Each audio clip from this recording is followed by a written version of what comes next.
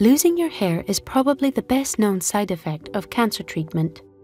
It can have an impact on your well-being because it affects the way you look and feel about yourself. Although chemotherapy is the type of treatment most likely to cause hair loss, other treatments can also affect your hair. Ask your doctor if the treatment you receive is likely to cause hair loss. You can then prepare emotionally and practically if it happens.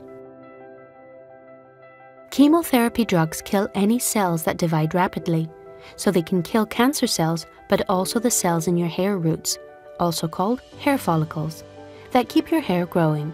Some chemotherapy drugs can cause total hair loss, which may include not just your hair but also eyebrows, eyelashes, and body hair.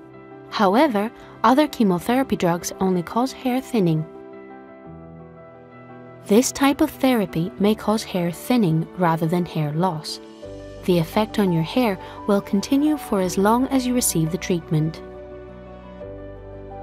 Targeted therapy drugs can also affect the texture and color of your hair, including your eyelashes, as well as how quickly it grows back after cutting it. The effect depends on which type of drugs you are receiving. If your therapy includes immunotherapy, the effect on your hair will depend on which immunotherapy drug you are receiving. Radiation therapy may cause hair loss, but only at the site where it is applied. Radiotherapy to your breast and underarm will not cause loss of your head hair, but it may cause body hair loss in the area. Every person is different, so it is not possible to know how cancer treatment will affect your hair before you receive it.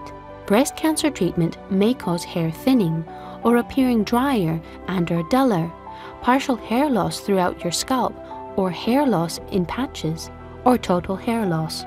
Hair loss is usually gradual, not sudden. Hair will usually fall off in clumps while washing or brushing it, or you may find hair clumps on your pillow when you wake up. If the possibility of hair loss is very upsetting to you, mention it to your doctor. It may be possible to select a type of treatment that is less likely to cause hair loss, although your doctor will make the recommendation based on what the most appropriate treatment is for your cancer. Wearing a cold cap before, during, and after chemotherapy treatment is given into a vein, cools your scalp, and may prevent some hair loss. If a cold or cooling cap is used in case you receive chemotherapy, it keeps your scalp cool while you are receiving treatment. Cooling reduces the amount of blood that flows through your scalp, decreasing the amount of chemotherapy drug in your blood that reaches your hair follicles and reduces the impact on your hair. However, a cold cap does not work for all people. For most people, hair grows back after treatment is finished. Permanent hair loss is rare and usually only occurs in people who have received specific chemotherapy drugs at a very high doses. If you are taking a treatment that is likely to cause loss of some or all of your hair, there are things you can do to help you prepare. Losing your hair can make you feel less attractive and vulnerable. It may also make you feel sad, angry, or embarrassed. Talk to your family and friends about these feelings and look for their support in making you feel better about the way you look. If you find gradual hair loss stressful, shaving your hair may help. You may also decide to cut your hair short before you start treatment to get used to the way you will look. This may also help wigs fit better. If you decide to wear a wig, it may be a good idea to pick it before your treatment starts so you can select one that is most similar to your natural hair.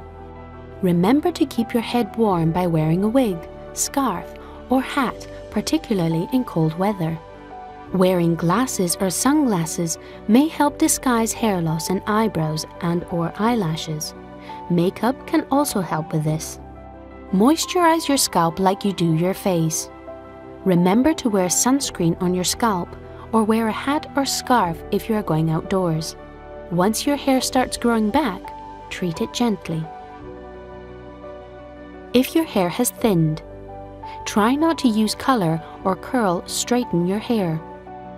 Avoid pulling your hair when brushing or styling it into braids or a ponytail.